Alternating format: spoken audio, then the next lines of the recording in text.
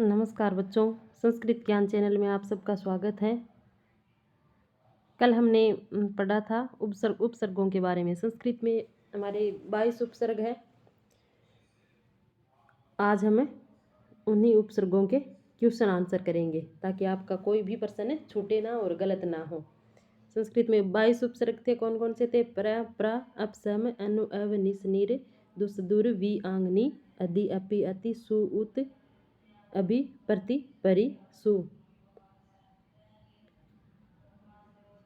अभि, प्रति, परि, उप, यानी 22 उपसर्ग है। उन 22 उपसर्गों के किस प्रकार से क्वेश्चन आंसर बनते हैं वो आज हम करेंगे और कैसे प्रश्न हमारे पेपर में आएंगे।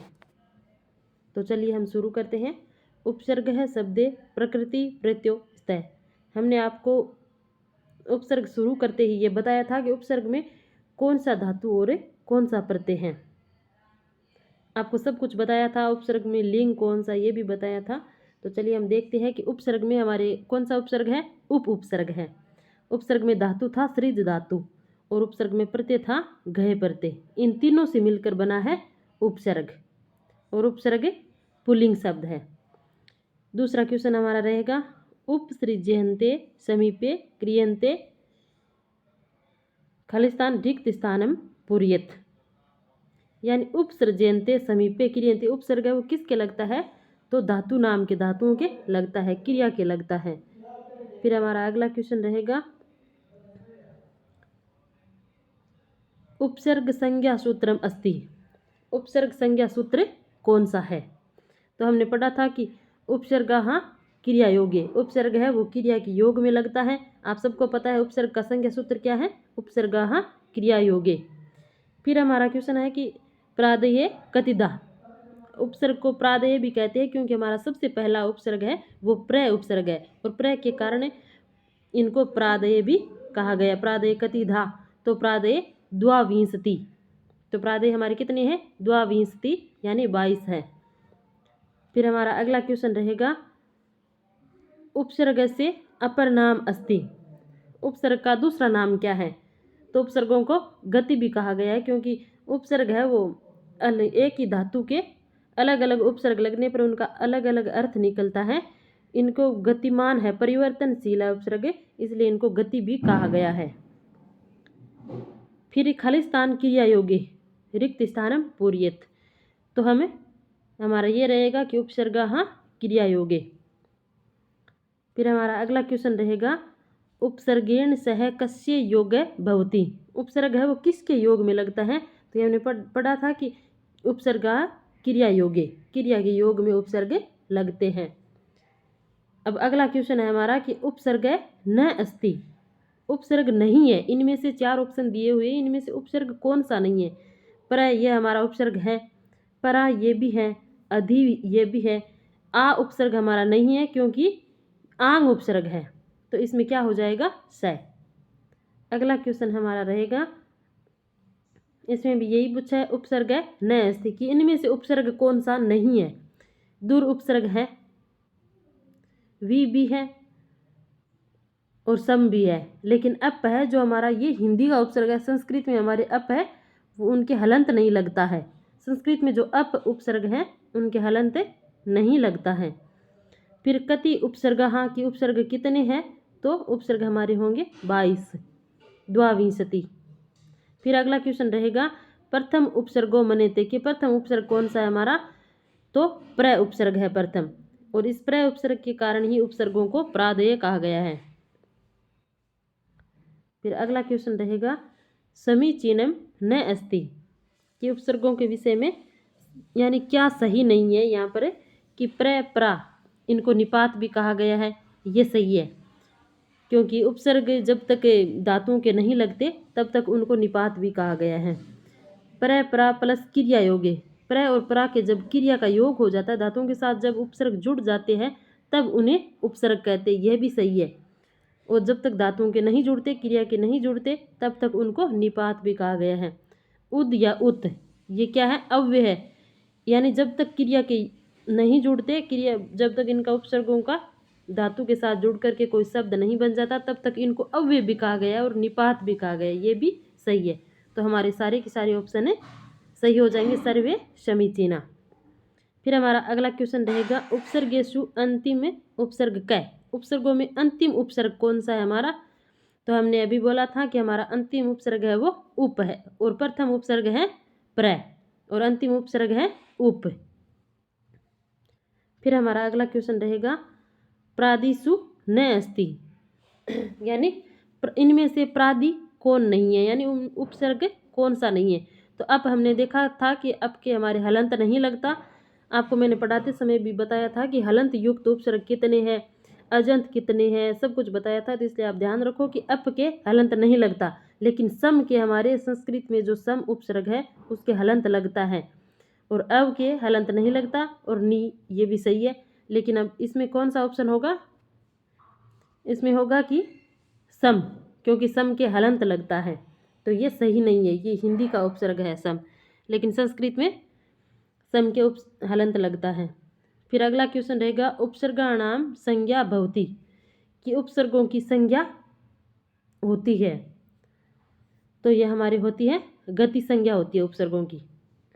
फिर अगला क्वेश्चन रहेगा उपसर्गाः धातो खलिस्तान प्रयुज्यन्ते, कि लोक व्यवहार में उपसर्ग है वो धातु के कहाँ पर लगते हैं? धातु से पहले लगते हैं या उसके बाद लगते हैं?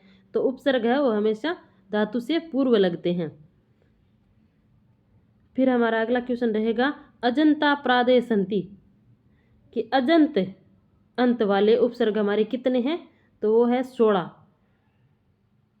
इसमें एक आंग को माना है, लेकिन हमारा 15 ही उपसर्ग है अजंत वाले, क्योंकि इसमें 15 ऑप्शन में नहीं है, तो ये सही यहाँ पर 16 हो जाएंगे, लेकिन अजंत वाले 15 ही है, याद रखना आप। फिर अगला क्वेश्चन रहेगा निर्गच्छति अस्मिन् पदे अस्यो उपसर्गस्य प्रयोगो अभवत्, यानी निर्गच्छति में किस उपसर्ग का प्रयोग हुआ है इनमें से? तो निर का हुआ है, दुर का हुआ है, निस का हुआ है, या फिर नी का हुआ है? तो ये सामने दिखाई दे रहा है कि निर उपसर्ग लगता है निर्गच्छति शब्द में। कस्मिन् पदे प्र उपसर्गो न अस्ति, कि कौन से पद में हमारा जो प्र उपसर्ग नहीं लगा है? तो इसमें ए में लगा है प्रयास, प्रयत्न, प्रभवती लगा है, लेकिन प्रथम इसमें प्र उपसर्ग नहीं लगता है, क्योंकि प्र को आप अलग करके देख सकते हो, प्र को अलग, और इसमें थम कोई धातु नहीं है, ये सब धातु है। तो अब उपसर्ग है वो धातुओं के योग में लगते, क्रिया के योग में लगते हैं, किसी भी ऐसे शब्द के योग में नहीं लगते, तो ये हमारा उपसर्ग नहीं है, तो ये सह हो जाएगा इसमें। फिर हमारा अगला क्वेश्चन रहेगा अधोलिखितेषु उपसर्गो न अस्ति, यहाँ पर उपसर्ग नहीं है, तो प्र उपसर्ग है। चित्त, ऐसा हमने नहीं पढ़ा कि चित्त कोई उपसर्ग होता है, ये उपसर्ग नहीं है। सम भी है और अव भी है, इसमें कौन सा गलत हो जाएगा? ब। फिर हमारा अगला क्वेश्चन रहेगा उपधन इक्सा, इसे उप के साथ उपसर्ग और इक्सा शब्द जोड़ने पर, यानी धातु जोड़ने पर क्या बनेगा? तो ये बनेगा उपेक्षा। इसमें गुण संधि का प्रयोग हुआ है, इसमें उपेक्षा बनेगा। निर्जनय पदे कस्यो उपसर्ग से प्रयोग है, निर्जनय में कौन सा उपसर्ग लगा है? तो ये सामने दिखाई दे रहा है कि निर उपसर्ग लगा है, इसमें हमारा स हो जाएगा। फिर हमारा अगला क्वेश्चन रहेगा प्रहार इत्यस्य अर्थो अस्ति, प्रहार का क्या अर्थ है? यानी हरि धातु है, उसके प्र उपसर्ग लगने से जो प्रहार शब्द बना है उसका क्या अर्थ है? तो प्रहार यानी किसी पर वार करना, तो ये आक्रोश, पराक्रम, प्रतिक्रिया ये नहीं होगा, इसमें होगा आक्रमण, यानी किसी पर आक्रमण करना। फिर हमारा अगला क्वेश्चन रहेगा उपसर्गाणाम प्रयोगे धात्वर्थेषु किम भवति, उपसर्गों के प्रयोग में धातु का क्या अर्थ हो जाता है? उपसर्गों का प्रयोग होने पर धातुओं का क्या अर्थ हो जाता है? धातुओं का अर्थ एकदम से ही परिवर्तन हो जाता है, तो इसमें यह हमारा रहेगा परिवर्तनम, और इसीलिए धातु यानी उपसर्गों को गति भी कहा गया है।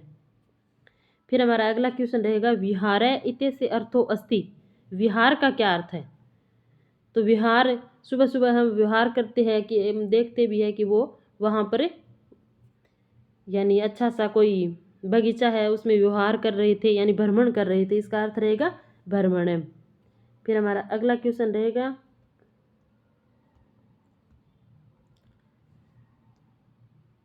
तिरस्करोति इत्यर्थस्य क उपसर्ग युक्त शब्द, यानी तिरस्करोति इस अर्थ का उपसर्ग युक्त शब्द कौन सा है? तिरस्करोति किसी का तिरस्कार करना, यानी पराभवति, इसका अर्थ रहेगा पराभवति। फिर स्वागतम इत्यत्र उपसर्गो वर्तते, स्वागतम में कौन सा उपसर्ग लगा है? तो स्वागतम में सु उपसर्ग लगा है, यानी सुधन आगतनम, आगतम इसमें शब्द बना स्वागतम, इसमें यण संधि हुई है। फिर हमारा अगला क्वेश्चन रहेगा दूर उपसर्ग से उदाहरणम अस्ति, यानी दूर उपसर्ग का उदाहरण कौन सा है? तो ये मुक्ति नहीं है, ये दोनों भी नहीं है, परायति भी नहीं है। ये दिखाई दे रहा है कि दूर धन आग्रह है, तो दुराग्रह, इसमें दीर्घ स्वर संधि होकर के दुराग्रह बना है। फिर हमारा अगला क्वेश्चन रहेगा निर उपसर्ग से उदाहरण अस्ति, निर उपसर्ग से युक्त उदाहरण कौन सा है? तो निर्धन आधार है, निराधार है, यही रहेगा। बाकी तो निज है, ये भी नहीं है, ये निखलय, निसरती, इसमें निस उपसर्ग लगा है। फिर हमारा अगला क्वेश्चन रहेगा पर्यावरण पदे अस्यो उपसर्ग से प्रयोगो जाता है, कि पर्यावरण जो शब्द है इसमें कौन सा उपसर्ग लगा है? इसमें परि उपसर्ग लगा है। इसमें अगर दो पूछते परिधन आवरण में तो दो उपसर्ग होते, एक तो परि और एक आंग होता, लेकिन अभी हमें एक ही पूछा है तो परि उपसर्ग लगा है। फिर हमारा अगला क्वेश्चन रहेगा उपकार इत्यत्र क उपसर्ग है, यानी उपकार में कौन सा उपसर्ग है? तो ये उप रहेगा। फिर अगला क्वेश्चन रहेगा दुर्व्यवहार इति पदे उपसर्ग कि अयम उपसर्ग है, कि दुर्व्यवहार में कौन कौन से उपसर्ग है? तो एक तो दुर हो गया, एक अव हो गया और वी भी हो गया, दु वी और अव। फिर हरि धातु के घय प्रत्यय लगा है दुर्व्यवहार शब्द में। फिर अगला क्वेश्चन रहेगा अव उपसर्ग से उदाहरणम अस्ति, कि अव उपसर्ग का उदाहरण कौन सा है? तो ये रहेगा अवसर है, यानी आदर है, उत्सव है, अधिकार है, ये नहीं रहेंगे। अधिकार में अधि उपसर्ग लगा है और उत्सव में उत उपसर्ग लगा है। फिर अगला क्वेश्चन रहेगा सम उपसर्ग से प्रयोगेण निर्मित शब्दों वर्तते, कि सम उपसर्ग से निर्मित शब्द कौन सा है इसमें? तो ये हमारा रहेगा संस्कृति, यानी सम और क्री धातु से बना है संस्कृति। निरोग अत्र उपसर्ग अस्ति, तो यहाँ पर निर उपसर्ग रहेगा ये। फिर अगला क्वेश्चन रहेगा निस धन फलम, तो इसका बनेगा निष्फलम, निष्फलम सही रहेगा। फिर अगला क्वेश्चन होगा निश्चलय इति पदयो उपसर्ग है, तो निश्चलय में ये निश उपसर्ग रहेगा। सुष्टु है इति कस्य उपसर्ग से अर्थ है, सुष्टु का क्या अर्थ है? सम उपसर्ग से, यानी सुष्टु शब्द में सम उपसर्ग लगा है, इसका अर्थ होता है श्रेष्ठ। परिहरति इत्यस्य अर्थ है परिवर्तते, यानी परिहरति इस अर्थ में कौन सा उपसर्ग है? वह है परिहरति, यानी किसी को छोड़ देना, तो ये हो गया तेजति, तेजति यानी त्याग देना या छोड़ देना। फिर अगला क्वेश्चन रहेगा परिणयति इत्यस्य तात्पर्य वर्तते, कि प्रीणयति इसका क्या अर्थ है? तो परिणय का मतलब है कि विवाह संस्कार में बंधना, तो ये हमारा रहेगा विवाहम क्रोति।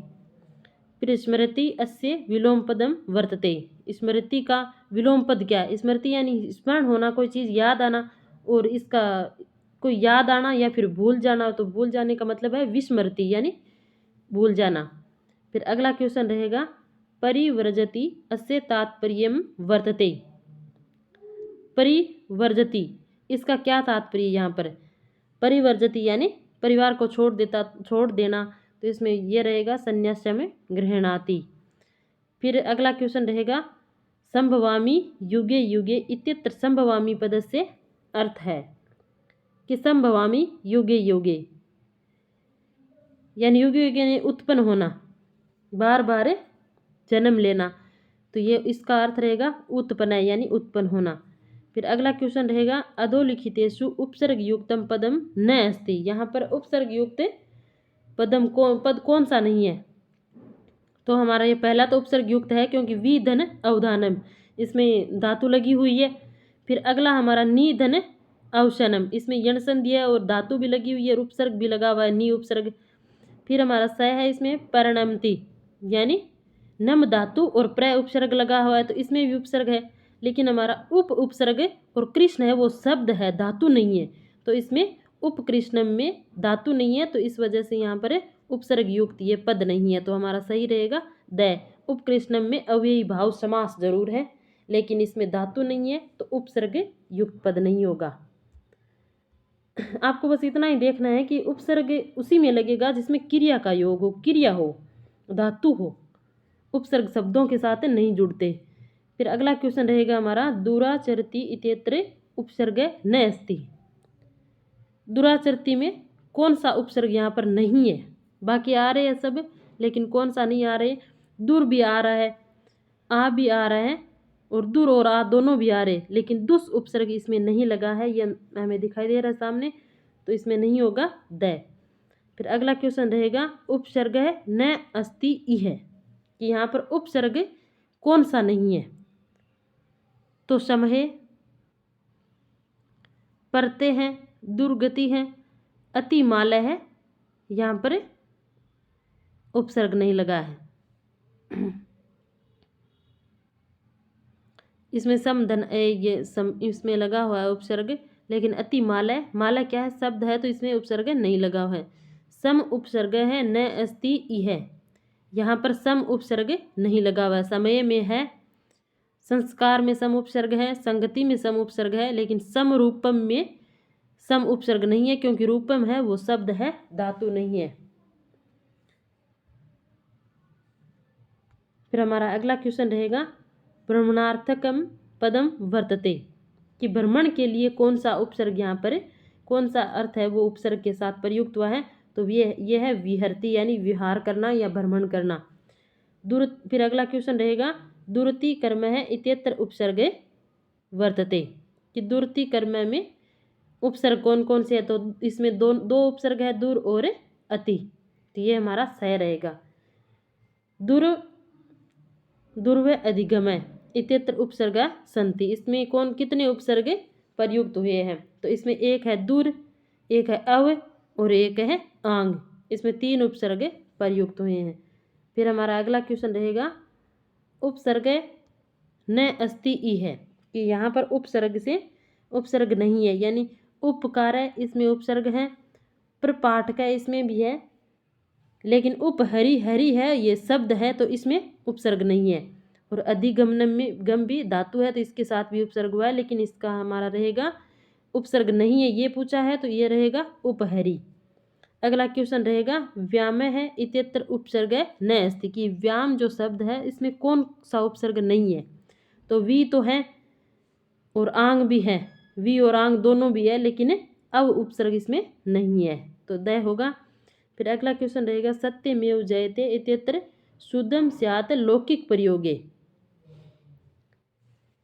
तो इसका अर्थ है जयति और विजयते।